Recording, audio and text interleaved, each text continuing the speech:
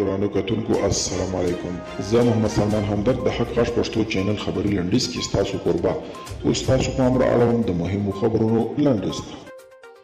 ناټو وایي که افغانستان کې پاتې کېږو په زیان مو ده او که ترې وځو د زغملو نه ده. د ناټو سرمنشي دغه راز خبر ورکړی چې راتلونکي څو میاشتې کې به دوی هم د امریکا په څېر وضعیت ته په کتو سره د خپلو ځواکونو د ایستلو په تړاو پرېکړه وکړي. نوموړي زیاته کړې ده چې ناټو دا مهال په افغانستان کې 11,000 عسکر لري خو د قراردادیانو په تړاو یې څه نه وویل.